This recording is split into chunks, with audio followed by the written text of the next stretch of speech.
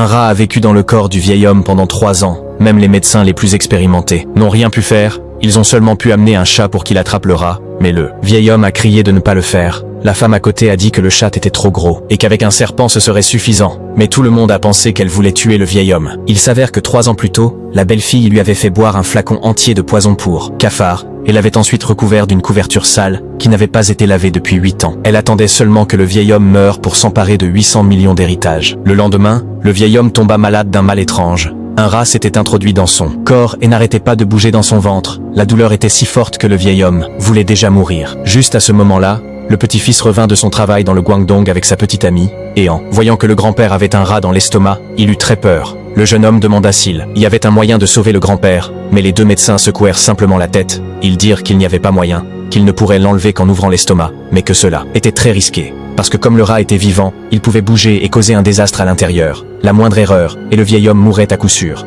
Bref, le vieil homme allait mourir tôt ou tard, alors ils proposèrent de lui donner une pilule spéciale. Ils ne pouvaient pas garantir le sauver, mais ils assurèrent que le rat allait mourir. Le petit-fils n'eut pas d'autre choix, et accepta qu'ils essaient. Et à ce moment-là, la douleur du vieil homme disparut. Tout le monde fut heureux de voir que le vieil homme allait mieux.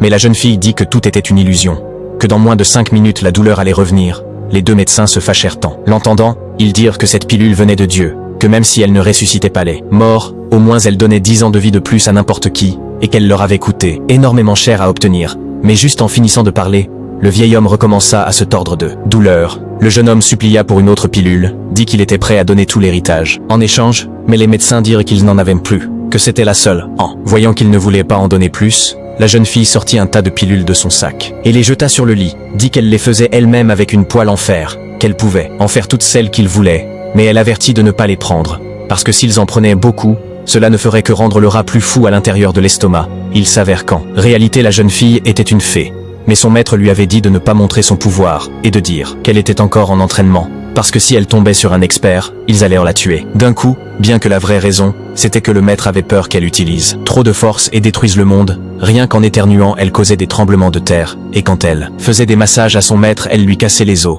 Le maître n'en pouvait plus, et lui donna une amulette en lui disant que c'était un souvenir de ses parents, pour qu'elle descende de la montagne. Entre-temps, le vieil homme était toujours sans remède, et les médecins eurent une autre idée folle, mettre un chat dans le corps du vieil homme. Après tout, le chat est l'ennemi naturel des rats, et ils pensaient qu'ainsi ils l'attraperaient. Mais dès qu'ils allaient en mettre le chat, le rat sentit le danger, et commença à mordre comme un fou dans l'estomac. Le vieil homme criait de douleur. Il était sur le point de mourir. Le jeune homme n'en pouvait plus, et leur demanda d'arrêter.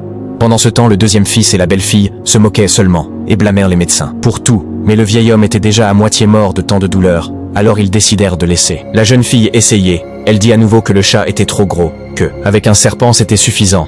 Mais tout le monde pensa qu'elle voulait tuer le vieil homme. Et juste à ce moment-là, le serpent entra tout seul dans l'estomac du vieil homme, et mangea le rat.